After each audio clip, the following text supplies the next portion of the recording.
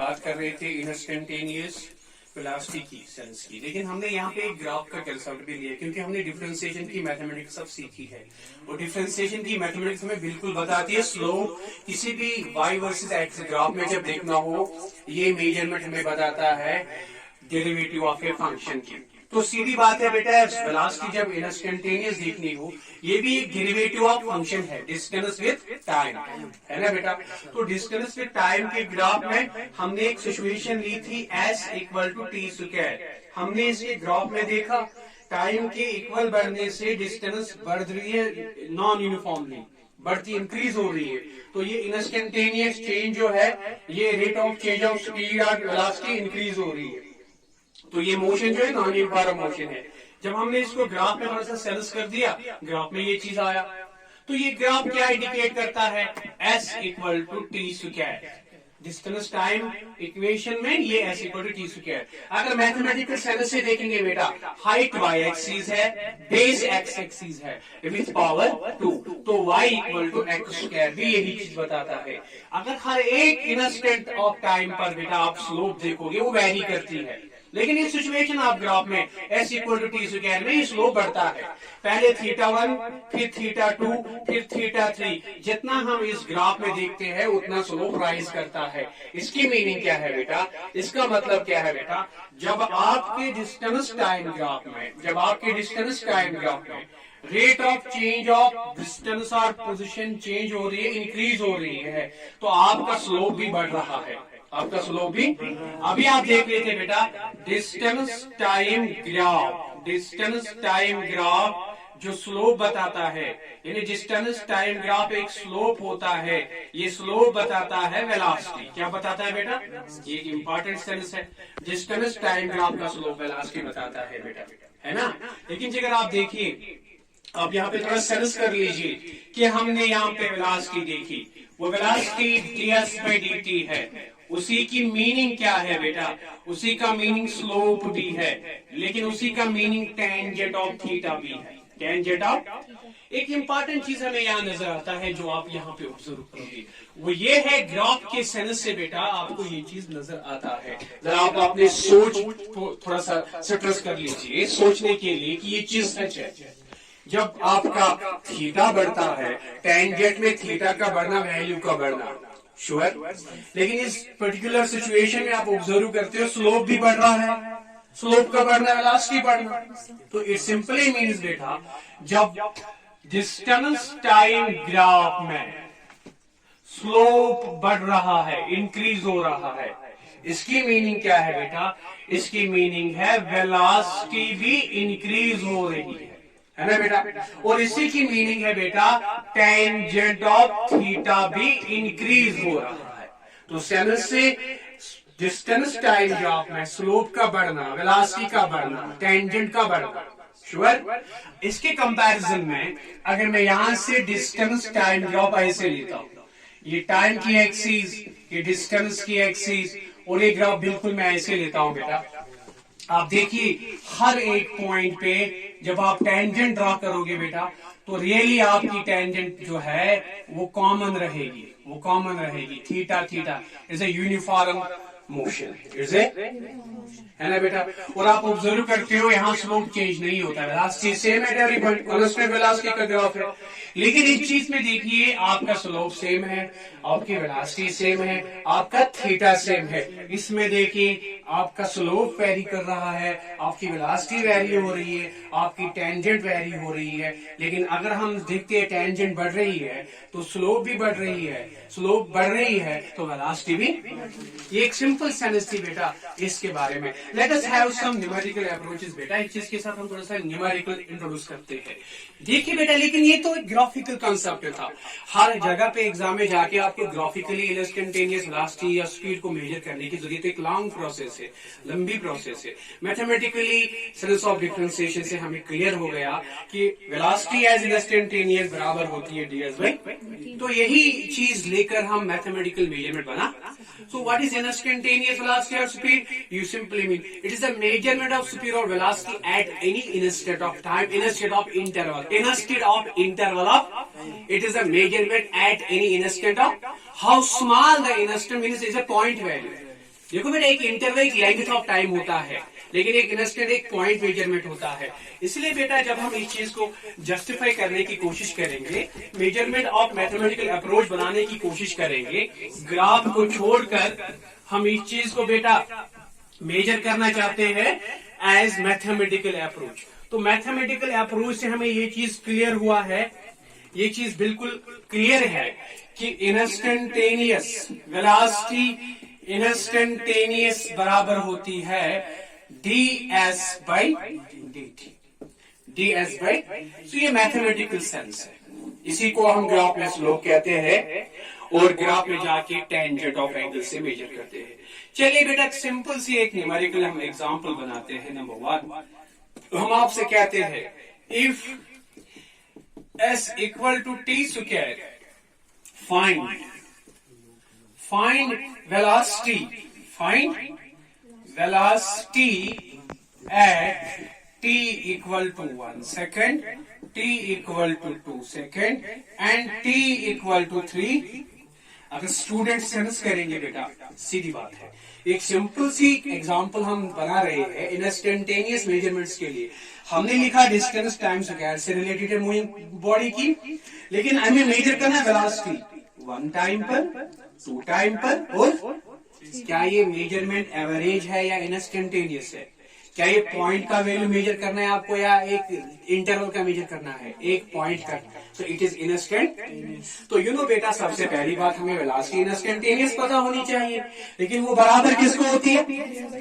तो हम लिखेंगे as s is given as t square, the relation of distance with time is given, but you know velocity is always measured as instantaneous ds by dt, and it simply means d by dt of s in t is t square.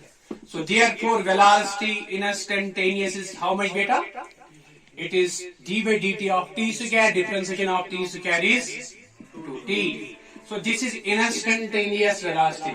Now you want to measure this velocity at time 1 second, at time 2 second, at time, तो हम लिखेंगे now as time given as 1 second, so velocity instantaneous means v1 at one time, it is 2 into t, t is 1, that is 2 meter per, because size of velocity is meter per। बेटा similarly अब हम लेंगे t is equal to 2 seconds, so velocity at time t2 is v2, it is 2 into 2, 2 into 2 is 4 meter per, and velocity जब t होगा 3 seconds, so velocity at 3 time is 2 into 3, that is 6 meter per। So these three values are measured values at instant 1, instant 2 and instant 3 of time as a times in second। अगर आपसे पूछा जाएगा बेटा, अगर आपसे हम पूछेंगे find average velocity from 1 to 3 times, ये आपको इसी के साथ क्वेश्चन है find average velocity at time 1 second to 3 seconds, 1 second to, तो बेटा आपको क्लियर है average velocity total displacement upon total time, और टोटल डिस्प्लेसमेंट होती कितनी है बेटा? Final displacement minus initial displacement. तो आपको लिखने का तरीका क्या है बेटा, ध्यान रखिएगा। तो वेलोसिटी जब एवरेज ढूंढनी हो, it is total displacement upon total, but total displacement is final value minus, आपका फाइनल वैल्यू 3 है, आपका इनिशियल वैल्यू, तो ये बन जाएगा बेटा displacement 3 minus displacement 1 upon total time is t3 minus t, that is total displacement upon total by measurement, total displacement upon total time is average velocity. Any confusion? Or you can say now if we want to measure average speed. So Gobra, let us try to measure this average speed now, or average velocity here. So what is it? S3. That is displacement, that is velocity at the time of 3 instant. Any confusion? तो आपको पता है बेटा, sorry, I have given a mistake here. It is not. It is the final velocity minus, that is final velocity, V3 minus. So what is your V3 beta measure? 6. So it is 6 meter per second minus V1. What is V1 जिगर? 2 meter per, and time कहां से कहां? 1 से 3, that is 3 minus 1. 3 minus, clear हो जाएगा ये? तो ये कितना हो जाएगा एवरेज स्पीड अगर हम मेजर करेंगे? That is 4/2. That is 2 meter per. So this is the average speed of this measure. So बेटा मुझे पता कि अगर इसमें instantaneous speed और velocity measure करें, हम इस measurement से बड़ा simple बेटा. Now you know it is instantaneous value of speed or velocity is always rate of change of position, displacement, है ना बेटा? और you can it is measurement of the velocity or speed at any instant of time. Now the next question beta is, if the motion of the car is like that, is the relation of position and time, and if position is related with time as s is t cube minus 6t square.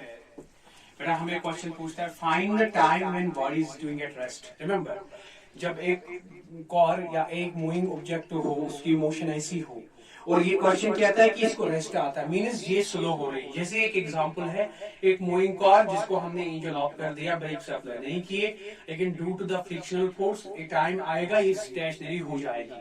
ऐसी एक situation बन रही है ये, लेकिन हमें पूछा जाता है किस टाइम पे रेस्ट करेगी.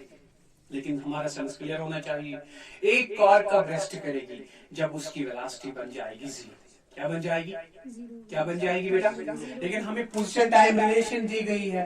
पोजीशन टाइम रिलेशन की चेंज से हम वेलोसिटी मेजर करेंगे, फिर उस वेलोसिटी को इक्वेट 0 करेंगे, वहां से मैथमेटिकली टाइम की मेजरमेंट बताएंगे. जो टाइम की मेजरमेंट उस टाइम होगी उसी टाइम पे ये रेस्ट हो जाएगी. कॉमन सेंस है. इन्हें बेटा हम क्या कहेंगे? सबसे पहले हमें वेलोसिटी देखनी है, तो हम लिखेंगे we have velocity is measured as, you know, instantaneous velocity is measured as rate of change of position. Rate of change of, and you know beta, it is given as d by dt of position is related to time as t cube minus 6t. Now you know it is differentiated as t cube is 3t square minus 6 into t square. T square is differentiation क्या है? 2t. 6 2s are 12t. Can you understand is this? What is this? Moving car की जो position time relation है उससे velocity ability है. लेकिन हमारा question हमें पूछता है कब किस टाइम पर ये रेस्ट करेगी. और सेंस क्लियर होना चाहिए स्टूडेंट ऑफ फिजिक्स को. एक ऑब्जेक्ट मोशन में होगा तो उसका रेस्ट होना मींस वेलोसिटी 0 होना है. तो हम लिखेंगे बेटा यहाँ पे सेंस से at rest, at velocity should be 0. That is, इसकी मीनिंग क्या है? वेलोसिटी की इक्वेशन है हमारे पास गिवन सिचुएशन में 3t स्क्वायर माइनस 12t, और रेस्ट का मतलब ये 0, और ये क्वाड्रेटिक इक्वेशन होगी मैथमेटिकली. तो यहां से दो फैक्टर्स बनाएंगे कॉमन टर्म्स में. तो यहाँ 3 और 4, 12 में 3 कॉमन है, 3 1 3 4 तो 3 बाहर आएगा. यहाँ t स्क्वायर है, 2 बार t, यहाँ एक बार, तो एक t कॉमन आएगा. टूर्नामेंट यहाँ सॉरी क्वाड्रेटिक नेचर में, तो 3t को बाहर किया, 3t स्क्वायर बनने के लिए t का मल्टीपल करना जरूरी है. हो गया 3t स्क्वायर, माइनस यहाँ आया, 3 का मल्टीपल 4 से तो 12, t आ गया, तो ये बन गया 3t into t minus 4 equal to. इसकी मीनिंग है ये भी 0, और इसकी मीनिंग है 3t भी 0, t माइनस 4 भी 0. इसकी मीनिंग क्या है? t is equal to 0/3, that is 0, और इसकी मीनिंग है t इज इक्वल टू 4. तो दो आंसर हमारे पास आए. एक मूविंग ऑब्जेक्ट की सिचुएशन जो ये है, ये कब रेस्ट करेगी? एक जब 0 टाइम था तब भी ये रेस्ट होगी. दूसरा मोशन के बाद जब इसकी सिचुएशन हम देखते हैं 4 सेकंड में आएगी तब भी रेस्ट होगी. इन्हें एट रेस्ट कब होगी? एट रेस्ट होगी t इज इक्वल टू 0 या t is equal to 4 second. इस टाइम पर ये इनिशियली भी रेस्ट थी, मोशन में जाके 4 सेकंड पे फिर रेस्ट होगी इस पर्टिकुलर सिचुएशन. बेटा अगर मैं इसी में आपको सेंस देता हूँ, मैं आपसे कहता हूँ यहाँ तक ये क्वेश्चन आपने लिया, ठीक? यानी अगर आपको मैं होमवर्क रखता हूँ s equal to t cube minus 6t square, फिर मैं आपसे पूछूंगा find velocity, find at t is equal to 1 second, t is equal to 2 second, t is equal to 4 second. Sure? फिर मैं आपसे कहता हूं, आपको आएगा ना, आपको ये आएगा value of velocity in instantaneous, फिर 1 के टाइम में 1 वैल्यू देना है ना, 2 के टाइम में 2 देना, 3, 4 के टाइम में। और एक पार्ट आपसे मैं बोलता हूं, पार्ट बी, ये पार्ट ए, अब पार्ट बी में आपसे कहता हूं, बताओ average, find average speed, average between 0 to 4 seconds of time. Can you measure? Average speed क्या होती है? Total distance upon total. तो आप देखो 4 सेकंड में टोटल कितनी चली, माइनस 1 सेकंड में टोटल, या 0 सेकंड में टोटल कितनी चली। फिर टाइम, 4 से टाइम माइनस 0 टाइम, वो डिफरेंस करके अभी मैंने क्वेश्चन दिखाया से पहले वैसे ही करना। ठीक है बेटा, can you do it? Okay, आज इतना ही।